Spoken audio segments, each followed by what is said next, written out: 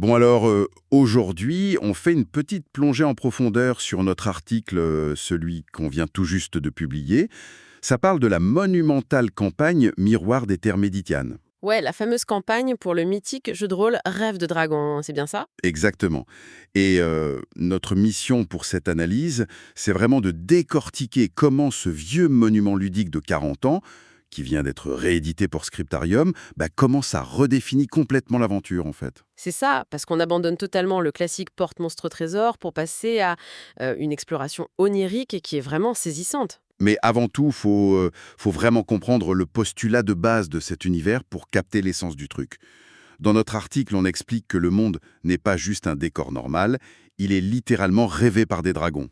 Complètement. C'est ce qui crée une logique hyper fascinante derrière chaque élément. En fait, les songes paisibles de ces espèces d'entités colossales, ça crée les saisons, le peuple, la topographie. Et j'imagine que leurs cauchemars font les monstres, c'est ça? Bah voilà, exactement. Et ce décalage, il se ressent même dans le vocabulaire quotidien. Genre, on ramasse pas de simples myrtilles en forêt, on cueille des clopinettes. Des clopinettes, d'accord. Ouais.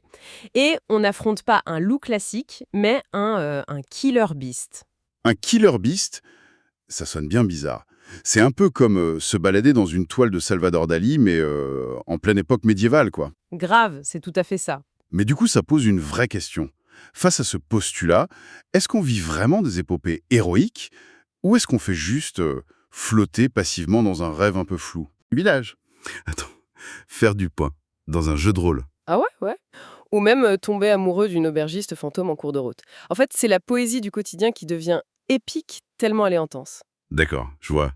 Mais du coup, ça m'amène au cœur du problème. Comment le système de jeu gère toute cette poésie sans devenir un immense fichier Excel hyper lourd? C'est là que le système montre son génie en fait. Rêve de dragon a des règles pour absolument tout. Il y a une règle pour cuisiner la parfaite tarte aux clopinettes et même une règle pour gérer une gueule de bois. Une règle pour la gueule de bois. Ça, c'est pratique pour le coup. Tu m'étonnes. Mais l'astuce, c'est que toutes ces règles sont totalement optionnelles. Le but, c'est juste de te donner des outils pour simuler la réalité du rêve de façon tangible, sans jamais alourdir l'histoire si c'est pas nécessaire. Et d'ailleurs, en lisant le livre de règles pour écrire notre article, j'ai réalisé à quel point le jeu force des choix drastiques. Ah oui, au niveau de la création de perso. Ouais. Devenir un haut rêvant, donc un magicien, ça coûte tellement cher en points à la création que, mécaniquement parlant, c'est souvent plus stratégique d'investir ses points juste pour savoir nager, quoi. C'est clair. La survie basique prime carrément sur la toute-puissance.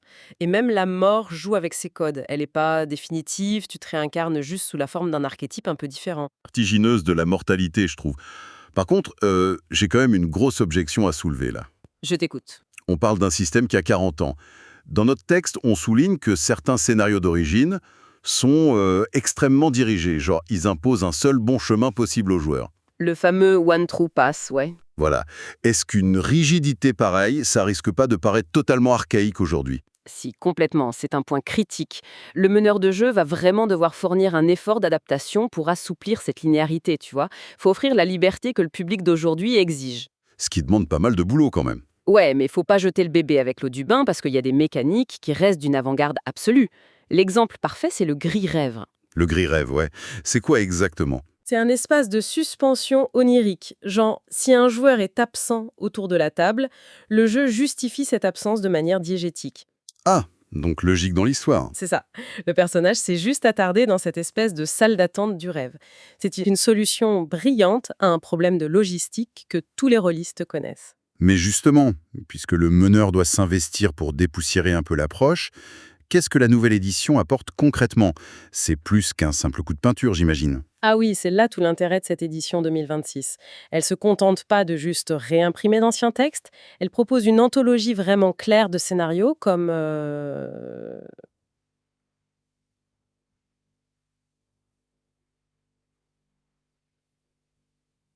Les larmes d'Achani, par exemple. Dont on a parlé dans l'article, ouais. Exactement. Cette clarification, ça donne vraiment aux meneurs les outils pour contourner les vieux défauts de linéarité dont on discutait.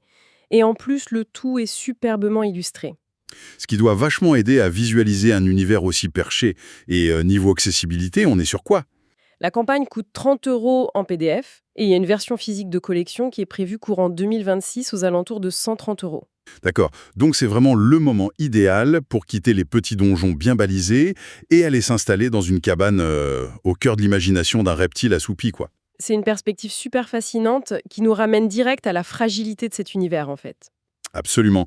D'ailleurs, ça laisse planer une dernière interrogation assez folle pour ceux qui nous écoutent. Ah oui, hein? Laquelle? Sachant que tout ce monde, avec ses héros courageux, ses aubergistes fantômes et ses forêts de clopinettes, n'est que le pur produit de l'imagination d'entités endormies, Les fameux dragons, ouais. voilà. Qu'est-ce qui se passerait pour les souvenirs et l'existence même de tous ces personnages si un seul de ces dragons décidait soudainement de se réveiller?